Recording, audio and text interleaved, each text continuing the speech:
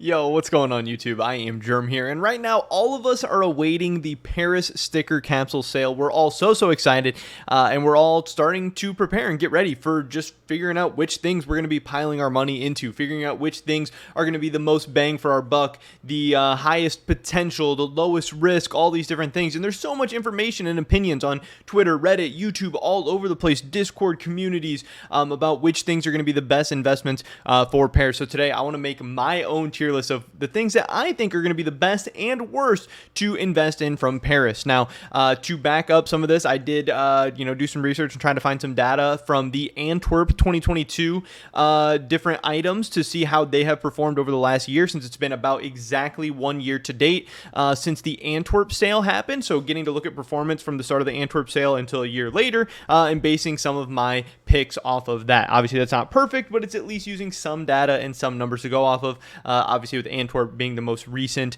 borderless as well. So getting right into this, at the very bottom, there is for sure a worst investment, at least in my opinion. Again, this is all going to be my opinions. Take whatever you will with that. Make your own opinions, all that great stuff, whatever. But in my opinion, the worst things for sure are player autograph papers and player autograph glitters. From what I saw, not very many of these things do very good. They are really high risk, and they just don't make sense to put a lot of money into. They just don't perform that well. If we look at some of the papers, there was a paper from Antwerp that did really well. The Jabby paper went from 3 cents on the day of the sticker sale starting to 37 cents today, and it peaked at 40 cents. That's insane returns. That's awesome returns. That's great. But so many other papers, like the Monacy paper, for instance, who's obviously a popular player, he went from 20 cents to peaked at 91 cents, which is awesome. But then even a year from that original day to today, it's right back at 20 cents. So that's a year where it stayed absolutely flat.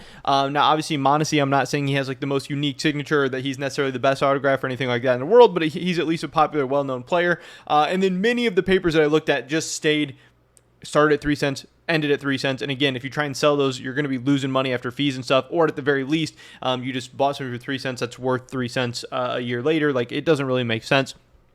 Glitters are definitely a little bit better, but they're not much better. The one thing that really stood out here was the Rocks glitter, but I really do think the Rocks glitter in hollow is a big outlier from Antwerp. Rocks glitter went from 65 cents at the start of the sale to 288 today, which is awesome. But looking at some of the other glitters, like even the Vinny glitter, which is, I think, one of the better stickers from this whole collection, it went from 50 cents at the start to 63 cents today. That's not that great of returns. And the Zipnix glitter, which is just, I tried to pick like a mid-tier glitter from like a well-known player, went from 11 cents at the start of the sale to 9 cents today. So some of these have even gone down in price over the past year, if not stayed the same. Even some of the better ones haven't performed that well. Autograph glitters, for sure, F tier. The other two things that I have in F tier are going to be team papers and team glitters. Now, these are surely better than the autograph papers and glitters. Like these could even be up into like a D tier. They're definitely not a C tier, but they could be a D tier. I have them as high F tier, whatever.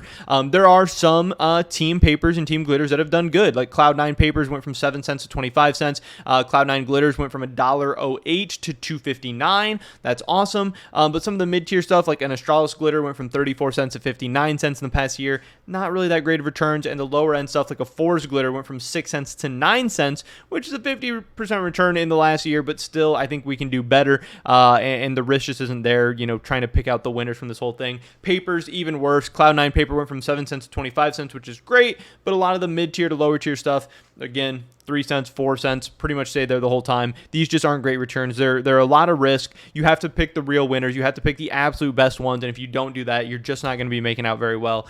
So I'm definitely staying away from these. Into the C tier, I have a couple of things here. I have the autograph golds, which I think are okay. I have the regular viewer pass from Paris, which I think is okay, and the team golds, which I think are okay as well. These ones are a little bit lower risk. They're going to get you a little bit better returns than the things in F tier, but still largely I would stay away from them. We have the team golds. The best team gold from the set has been the Imperial gold. It went from 17.19 to 38.98, so it's more than doubled in the past year. So that is at least some very nice potential. But if we look at something in the mid tier, like a Navi gold, it went from 11.31 down to 837 today, so you actually have the risk of losing some money. And then the lower end stuff like Renegades Gold went from 230 to 308, which is actually an okay return, but again, not really. I don't think this is worth it overall when, again, if you hit the high end stuff like the Imperial, you're going to make some good money, but you can also lose money a lot of different ways as well. As far as the viewer pass, it was $10 at the start of the sale, and now it's $16.03, a 60% gain over the past year, without much risk because, there's not a bunch of different viewer passes. There's not a Cloud9 viewer pass and a Renegades viewer pass. There's just one viewer pass, so if you pick it out, and if you can get a 50, 60, 70% return, that's pretty cool. That's pretty good. Again, it's not insane. It's not the home run 2, 3, 4, 5x potential, but it's not bad, and it's surely better than the stuff in F tier.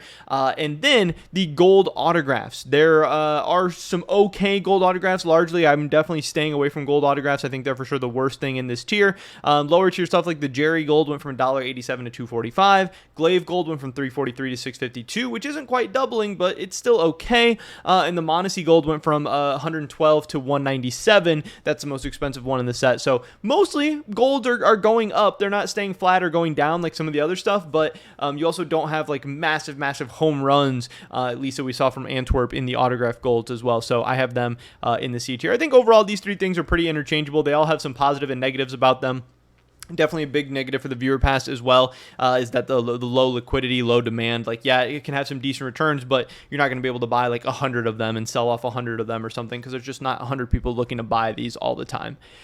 Next up, getting into the B tier, I have also, I want to throw whatever. We'll bring this into the B tier. We can bring the autograph hollows into the B tier, along with the souvenir packages, which I think are okay. And I want to put the Champions capsule into the B tier as well. So I have the autograph hollows at the bottom of B tier because I think they're all right. They are still very, very risky, but at least there is the big home run potential a lot of the times with these. If you can pick out the good autographs from the set, the hollows are going to do well. Obviously, again, we have the Rocks hollow, which I think is an outlier. It went from 1163 to 119.98. That's awesome. That's insane. But you also have just a regular good one from this collection, being the Vinny hollow, went from 420 to 1165. That's close to 3x. So that's still very, very good. On the lower end, we had the Fang hollow go from 94 cents to $1.52. Not that crazy, but still positive. It's not saying flat, nothing like that. The Mondesi hollow went from 1243 to 1936. Again, that didn't double, but it's still going up. At least you're not breaking even. At least you're not losing money. I just love the high end potential of these, that if you find a big winner, you actually can make some money with the autograph hollows. Like, you can't really do that as much with some of the other autographs. But autograph hollows, definitely the best autographs. If you're looking to go for autographs, go for hollows. But still, I think there's better places to put your money. Then we have souvenir packages. Looking at two souvenir packages from Antwerp, we had the Mirage souvenir, which was $289 at the start of the sale. It's up to $661 today, so it's more than doubled. That's great. That's awesome. The lower end stuff like the Inferno package went from $247 to $403, so it didn't quite double. But again, most souvenir packages are going up over time, especially if you buy them at a good price.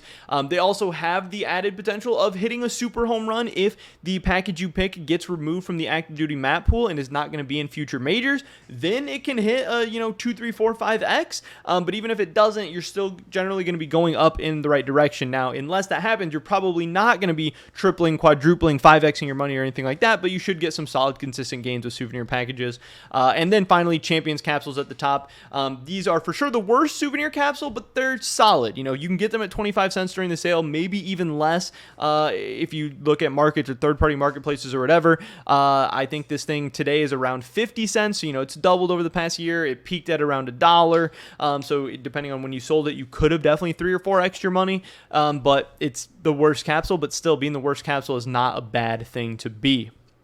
Next up, in the A tier, we have a couple of different things. I might even do this. At the bottom of A tier, I'm going to go with the Viewer Pass plus the 3 souvenir tokens. If you look back to all of the majors that have sold Viewer Passes plus 3 souvenir tokens, Viewer Pass and 3 tokens has always been a good investment. This thing was $16.39 during the sale, and it got up to $57.36 today. That is more than tripling your money. This is a great, great, great investment. Again, the major problem, the thing keeping this at the bottom of the A tier is the liquidity. The fact that you can't buy 5,000 of these or 1,000 of these or 100 of these or whatever, because buying them you're going to be able to get them for the price from Steam, obviously for a good price, but selling them off is going to be a pain, and it's just going to take a very, very long time if you're even able to sell all of them, depending on how many you buy, without totally crashing the market. So I do think overall it's a sound investment. It's a good investment, better than the stuff below it in the tier, but it definitely has some downsides. Next, I'm going with the team autograph capsules. For the most part, team autograph capsules do pretty solidly. The Contenders auto capsule started out at 25 cents during the sale. It's up to 59 cents now. It peaked at $1.55.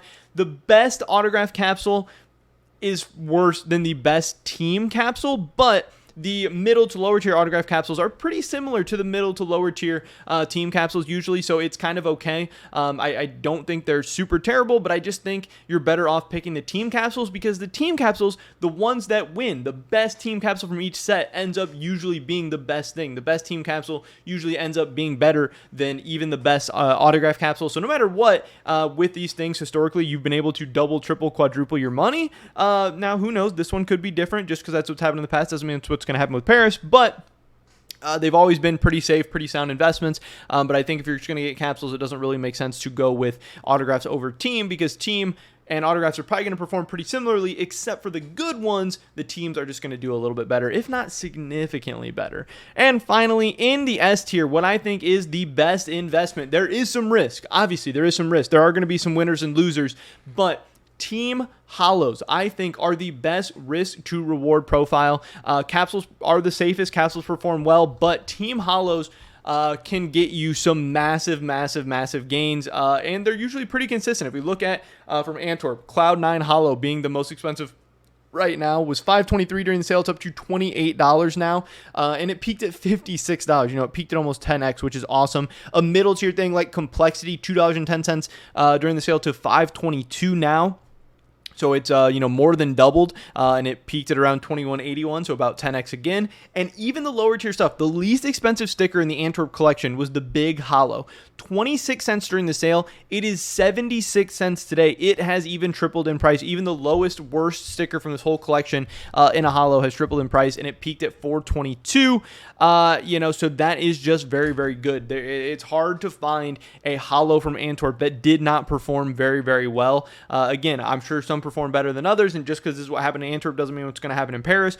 But overall, I think how you can get the biggest gains with some risk, but obviously risk being factored into gains. If you want to, win, you got to risk sometimes. I do think that overall for Paris, team hollows are the best investment, are the S tier investment, are where I'm going to be putting a majority of my money. But I also really, really like team capsules, and I do think that picking up a couple of the viewer passes with 3 souvenir tokens is not a bad choice either. But everything in B tier and below, I'm probably going to be leaving alone for the most part. Might throw a little bit of money into souvenirs, might throw a little bit of money into autograph hollows, but mostly going to be loading my money into the S and A tier. And this is, my thoughts and opinions on the whole thing. But that's pretty much this video today, guys. Hopefully I catch you in the next one. But until then, peace.